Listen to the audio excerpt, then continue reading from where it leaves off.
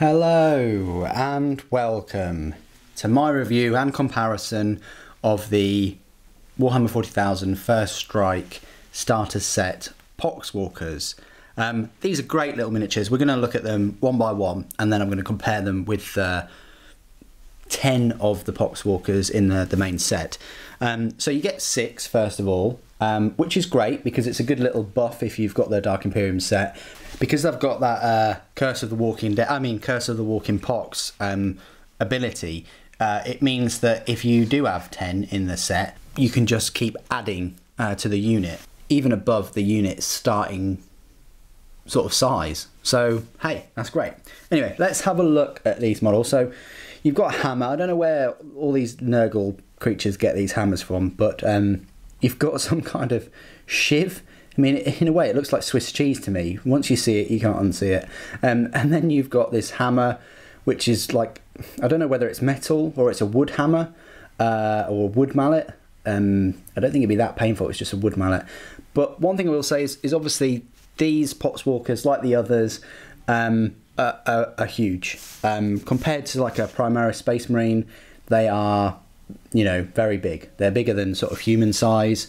I just have to make that point whenever I sort of refer to not just these Poxwalkers, but actually the, you know, Nurgle Plague Marines themselves being way bigger than the old Space Marines. Because if they were just the old Space Marines and they're being corrupted by Nurgle, they would be the same size. So like I say, the size creep isn't just with the Primaris, it's with all of their other miniatures. Expect to see Imperial Guard bigger than the mini Marines, expect to see Orcs, Gretchen the size of Orc boys, and an increase in the size of Knobs.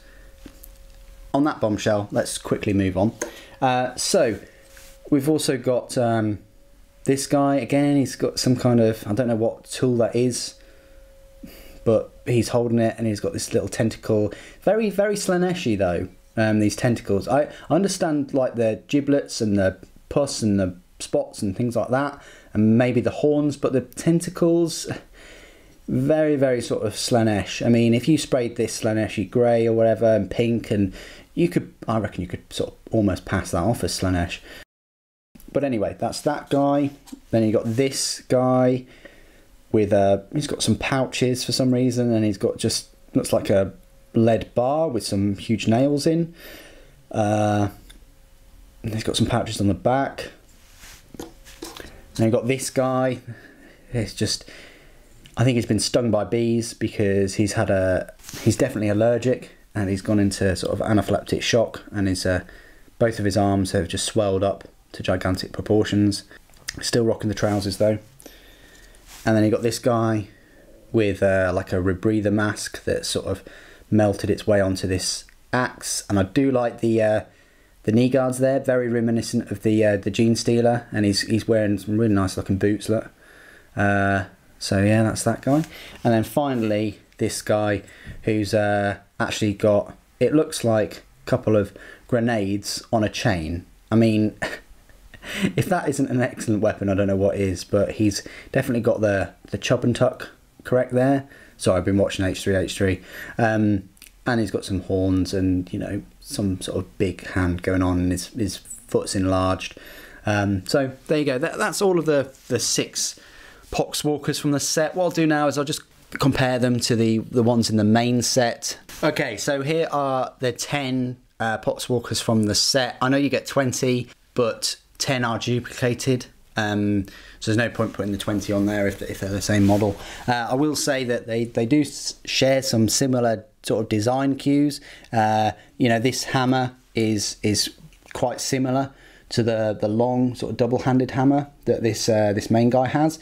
If you're wondering about the colour, I've actually sprayed these Death Guard green with the Death Guard green spray, and if you're building up a Death Guard army, or you've got models in the box sets, then I'd seriously recommend it. I've got a video coming out, if I haven't already put it out, showing me spraying some of these models with the colour and giving you my sort of review of that spray. It's fantastic spray, but anyway, I suggest you watch the video. So yeah, they've got quite a few sort of design cues, and I think once these are sprayed in the same sort of colour, they'll definitely work really well. I mean, if you can just see detail wise, they definitely have got a similar amount of detail. Very impressed. But a lot of design cues from them. I mean, this guy's quite similar. He's got a sort of nail type thing. I mean, the ones in the main set look a bit bigger, but I suppose it depends on the model that you sort of pick up. This guy with the axe looks quite similar to that guy. I mean, they're all on the small little bases. But yeah, he looks quite similar. And then maybe this guy with the same sort of chub and tuck going on. There you go. So yeah, similar sort of height. Look, he's taller though.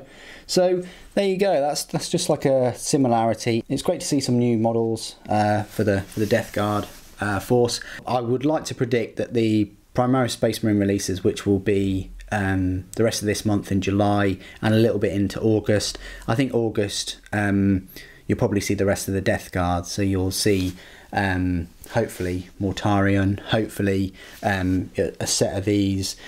I really like the models, and I really like the Death Guard models. I think they're just incredibly detailed, even for sort of like your main sort of starter set. And I'd love to have like a little force, a little bit like the Gene Stealer force I started. Anyway, what do you think about the Poxwalkers?